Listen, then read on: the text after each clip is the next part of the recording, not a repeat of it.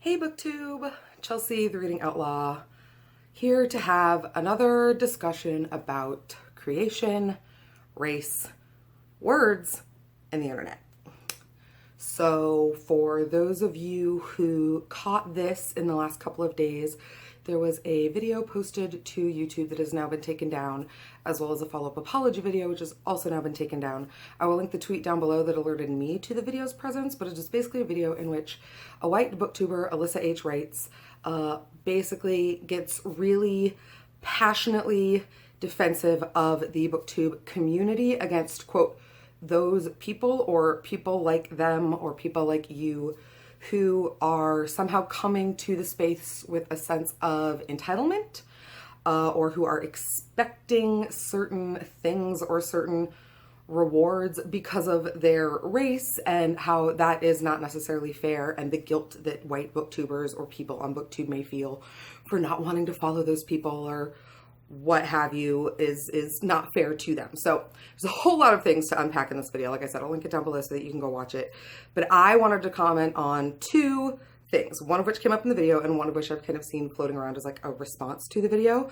I want to preface this by saying that I am not an expert on the subject matter. In fact, I will link several Black booktubers and of color booktubers down below who are making response videos and speaking on the issue with much more eloquence and frontline association to the subject than I am. But I also do believe that if white people don't come to collect other white people, that places continue undue emotional burden and stress on the of color creator community here on YouTube. And that's not fair and that's not right. So here I am talking about it. So the first thing I want to talk about is this idea of entitlement. If you look at the dictionary definition to entitlement, you'll see three primary definitions. The first one, because I looked it up, is the fact of having a right. Two is the amount a person has a right. And then three, we get to, I think, the sense in which most of us tend to use the word, which is an unfair bestowing of a right or special treatment. So, and I think that's what Alyssa was trying to imply, that booktubers of color somehow feel that they are entitled to some kind of special treatment because they are of color. And I want to start by saying that none of us are entitled to anything as creators. I'm not entitled to anybody's views. I'm not entitled to anybody's subscription or time or energy. I am not entitled to that. I don't have a right to that. I am entitled to an opinion and to the creation of that opinion and to distribute it on the internet. But other people are entitled to their rights to react to that. So we all have a little bit of lack of entitlement when it comes to that. But I want to comment on something else. And that's this idea that the thing that people of color or creators of color on the internet are asking for is somehow a special or undue benefit to them. And I see content creators of color asking for things like not having to perform undue emotional labor by answering questions that you can answer. When I say you, I mean that non-people of color can answer for themselves. I see creators of color talking about how low their subscription and view rates are, even in relation to other content creators of their same general status level. I see people talking about colorism on BookTube and how even among the creator of color community, the depth of tone of your skin and the color of your skin can dictate your, quote, popularity or how well your channel does. They are looking to the same kind of benefits that white booktubers receive in terms of receiving art galleys or access to copies of things that publishers send to white booktubers with far more prevalence. So all of these things that they're asking for, and granted, this is an amalgamation after watching and being subscribed to the several creator of color channels that I will link down below for a long period of time.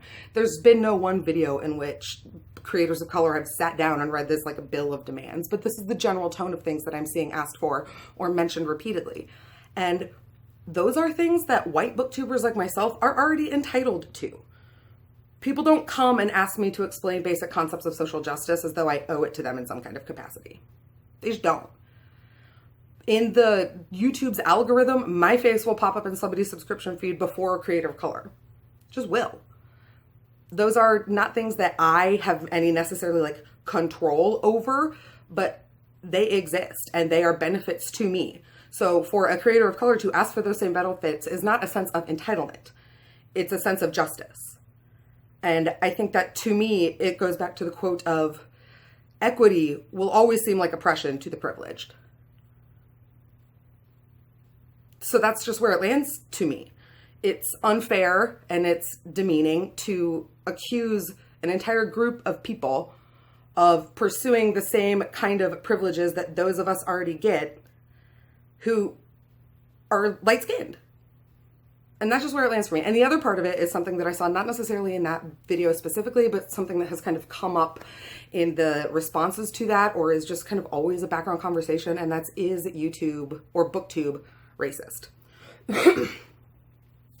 So, I don't think as a white person, I don't think that I get to define what's racist as a white person.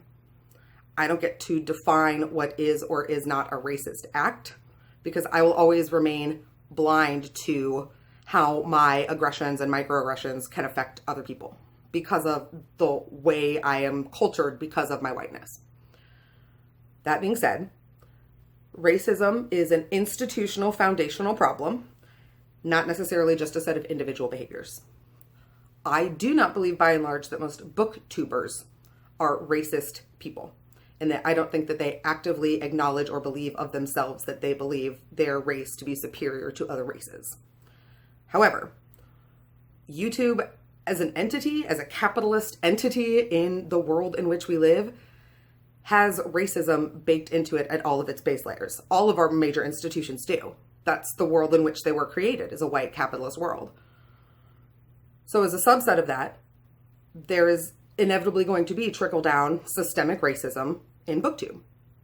And to deny that, to me, seems to be putting on a certain set of blinders. Again, people who bear white privilege don't necessarily have to engage in actions just to benefit from that privilege. You don't have to engage in specifically racist acts to benefit from white supremacy. You don't. I do. It's like we talked about earlier. My face will appear before somebody is of color. A lighter skinned person of color will appear before somebody who's a darker skinned person of color.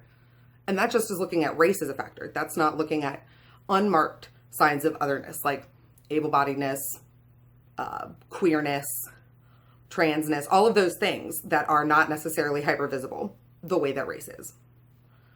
So that's what I wanted to say.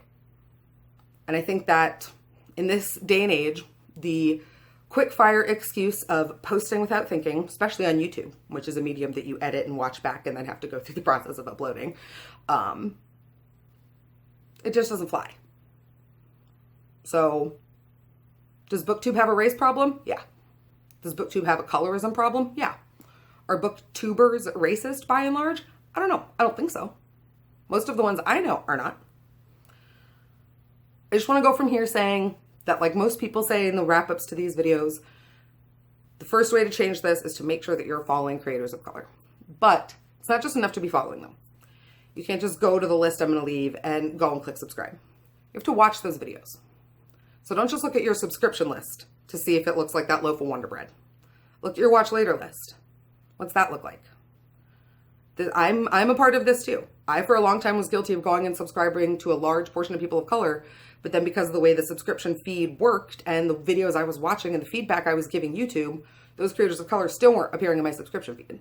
I had to go and actually watch their videos to start getting them to show up. That's just how we game the system now. YouTube put in the algorithm. We didn't do that. We just have to work with it. If not, it's going to be quite an interesting echo chamber. So yeah, that's all I have to say. Like I said, please, please, please go check out the videos down below. The creators of color I'm going to list are absolutely fantastic. Some of them have made specific videos in response to this video that I'm also responding to. Some of them are just amazing content creators. Please go subscribe, go watch their videos. Watch several in a row. Leave it on while you go do something else so that YouTube knows that this is a channel that you're interested in. There are ways that you can work the algorithm to your benefit and to the benefit of creators of color. Go do that. Until next time, friends, take care of yourselves, take care of each other. Have happy reading.